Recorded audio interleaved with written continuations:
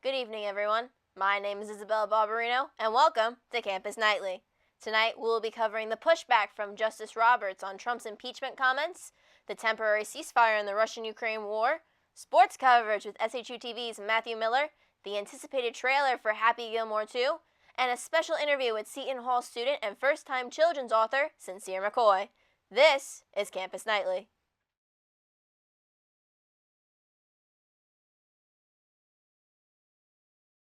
Our first story of the night, after President Trump calls for the impeachment of U.S. District Judge James E. Boasberg, Chief Justice John Roberts put out a statement rejecting any impeachment of the judge.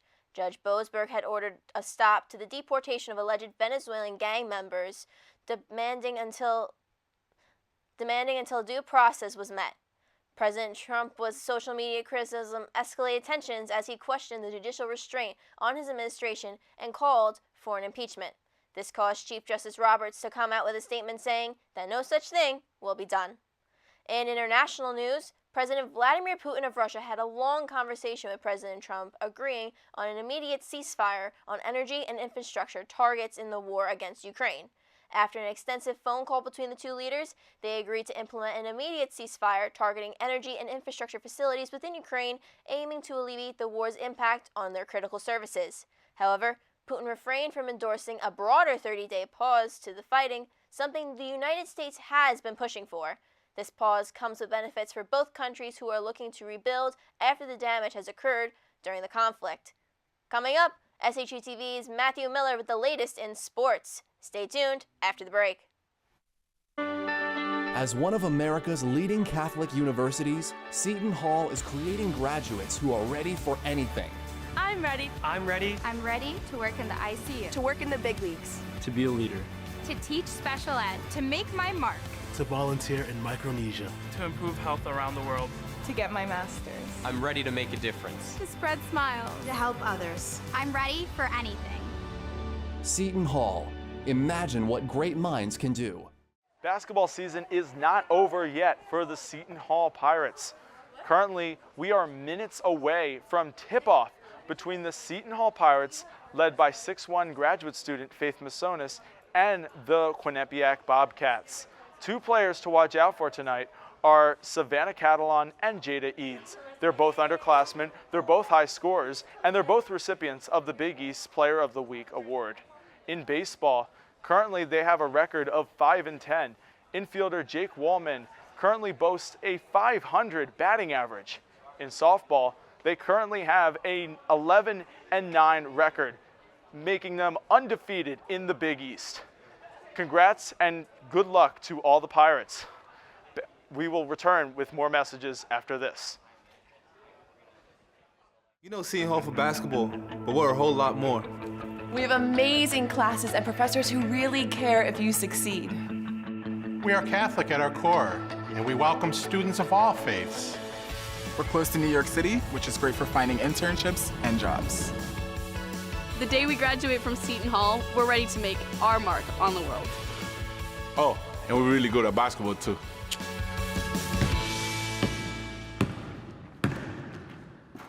Welcome back to Campus Nightly.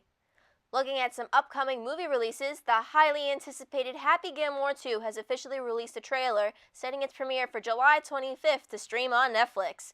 The trailer details the iconic Adam Sandler character and his comeback to the golfing scene.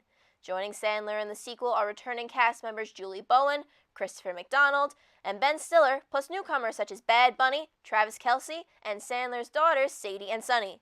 The movie will also feature professional golfers John Daly, Scotty Sheffield, Roy McIlroy, Bryson DeChambeau, and more. This past November, Sandler was spotted filming in South Orange for the upcoming movie and even paid a visit to Seton Hall during his time here. We at Seton Hall are looking forward to see what Sandler has in store. Coming up, we have an interview with student and first-time children's author Sincere McCoy, so stick around after the break.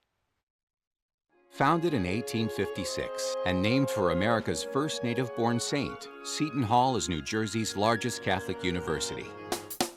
Located just outside of New York, our students experience life in and around one of the world's most dynamic cities.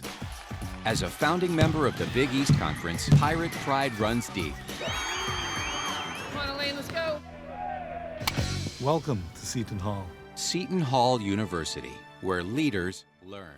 Welcome back to Campus Nightly. Tonight we have our special guest here with us, Sincere McCoy. Sincere. Hey, Belle, how are you? Can I call you Belle? Yeah, sure, why not? Got it. Great to have you on the show with us. Happy to be here. So, just kind of tell the audience who you are as a student, because you are a Seton Hall student here, Right. and what you're studying. I know you're a senior, so you're on your way to graduation. So, Right at the finish line. So, just kind of tell us about who you are and kind of how you got here today. Well, I guess in terms of who I am isn't necessarily too grandized per se, but I'd say I'm, so as it says on the screen there, I'm sincere, and I'm a psych major. I started off as a bio major like freshman year, but as most freshmen, I had like zero plan for this. So like, granted, I just ended up changing naturally, and throughout my time here, now that I'm all the way of a senior, I can tell that I'm a psych major now, and like if you would have told me that a couple years back, I would have thought, I'm surprised you even made it to college. But yeah, I'm just pretty much a college student, just like everyone else. Nothing too crazy. Okay, that's awesome.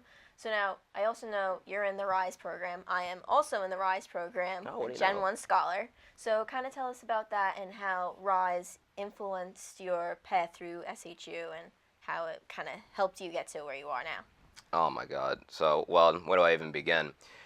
Rise was one of like the biggest, I'd say.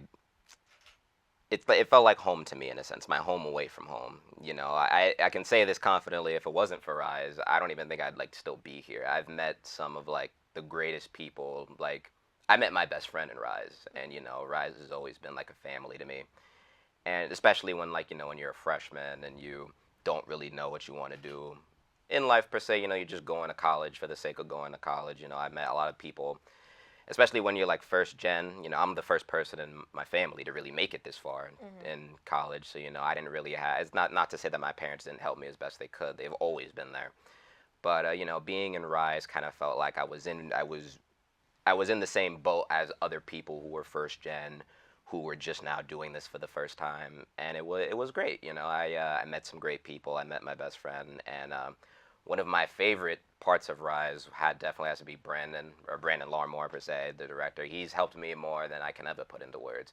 And like I said, I came here with absolutely no plan whatsoever. So, him being like the director of Rise has been like, had some significant impact in my life, along with all the people and friends that I've made along the way. That's awesome, and I can definitely attest to that. As first generation students ourselves, we are leaders in driving the pathway for higher education, for our families to be in higher education, so I commend you on that, and congratulations on making it this far. You're at the home stretch as a senior, getting your BA in psychology, which is amazing. But now, one of the bigger reasons that you've came so far is your children's book, Birds of a Feather. So let's kind of talk about that. Tell us about the book and why you decided to write it, publish it, and what that process was like. Oh, God. Well, for starters, the process was not easy by any means. The process is a story in itself. But in terms of why I wrote the book, well, the book means a lot to me. It's, I know this is going to sound like run-of-the-mill or cliched in a sense, but I guess I'd be lying if I said that I published the book for money. I published it and had it illustrated because the book holds a special place in my heart, because it's about a person that, I don't have in my life anymore. Not that they're dead or anything, but like, to make a long story short, this person definitely hates me. But, I'd say that the book is kind of the book is to show that despite how things may have soured or how things may not have went the way that I wanted or they wanted, that I could never hate them, and that I could never see them as like the bad guy per se. And, I also wrote it because, well, in a more literal sense, it started off as a CCD project. Oh, wow. And yeah, so it's like I had been sitting on this book for a minute. And, I remember my teacher loved it. And, and I liked it. I remember when so the book is very metaphorical and holds a lot of sentiment to me. And I remember the person I had referenced, she was actually the first person to read it. And she liked it. And, and I liked it, obviously, I wrote it. And, so, when push came to shove, I was really down on my luck, and, some years had passed. And I actually remember, funnily enough, you have Farnsworth to thank for this book even being out and about. And, because he knew off tops that I wasn't in a good place, and I remember that, and this is something I'll never forget. I remember, he had dragged me out of the hovel that is my room, and he kind of like, he took me to a restaurant with his family. We were celebrating his birthday, and I believe it was his cousin that I met, and she told me about how she had a friend who wrote a children's book. She showed me these pictures, and I remember looking at it, and the first thought in my head is just like, wait a minute, I wrote a children's book for like a homework assignment. Like, why aren't I doing this? So to make a long story short, I literally just got on Fiverr. I met someone and, sent them the script. I had the money for it. So next thing I know, I got this like illustrated book literally like on my phone in my hands. Oh, that's awesome. As for how I got it published, well, for starters, I actually published it electronically first over Amazon Kindle. I wanted to start with Barnes and Nobles, but that was a whole ordeal. And so then, I actually remember at, speaking of Rise, I had announced that. I remember I actually announced to everyone that I had published a book, and almost the whole room clapped for me. And, That's awesome. it was just a surreal moment because it was like, wow, I can officially say that I'm an author now, which has been like a long time goal of mine since like, I think even before I was in middle school, like before this place was even a thought. Right. But, and then I got to the scarier stuff, which is copyright, which funnily enough wasn't as difficult or scary as I had initially thought it was. Oh, wow. I mean, it's literally as simple as like, you can do it online now. And like, for a caveman like me, that's like revolutionary. I'm like, oh my God, this is like, I don't have to go out and talk to people. But so I did that, and I ended up meeting with a literary agent of a publishing company that is actually local to New Jersey. It's Book Baby. It was in Pennsauken. And I spoke with this guy named Morgan, and he helped me out like the most. Like, I don't think I'm going to meet another person like that who was actually more willing to help someone as like, I'm not the most tech savvy. So like he had my back through in and throughout. But yeah, that was my journey. And then fast forward to today, and I'm able to hold the book in my hands. Wow, that is really amazing. So now we're able to buy the book on Amazon. You said Kindle. Yeah, it's on Amazon, Kindle digitally, and my publisher's website. So it's literally out in the world. That's amazing. So congratulations. Thank you. Because that is just a big accomplishment, especially as a college student. So props to you on that. Thank you. But now you're almost at the home stretch, heading to graduation. You have this book with you. What's next for you in your career, as with your Psych BA and the book? Where is that kind of going to guide you now in the future? Oh, well, as for my next set steps, as much as it sounds cool to say, but unfortunately I've made the decision to get my doctorate degree. Oh, so wow. After this, I'm going to grad school. Okay. But as for me being an author, I'd say that this certainly won't be my only book. Okay. I've got more in the works and more to publish. It's definitely going to be, I will say though, my next book is certainly going to be something a little bit maybe out of what you might think is my motif. Needless to say, it's going to be worth a little soul searching. But anyway, aside from that, I was actually thinking of publishing another children's book, and I had actually been recently motivated within this week actually. So unfortunately, my dog passed away. Oh, I'm sorry. That's okay. He was like 100 something. Like, I think we had lost track of like how old he was.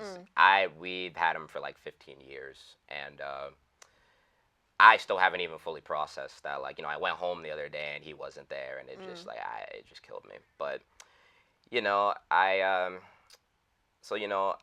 I look at it now from where I'm at now, and the way I see it is like, I wrote a book that was somewhat based off of someone who, granted, while I still love this person to death, I wrote a book about someone who hurt me so much and just put me through so much mental turmoil and all kinds of different hardships.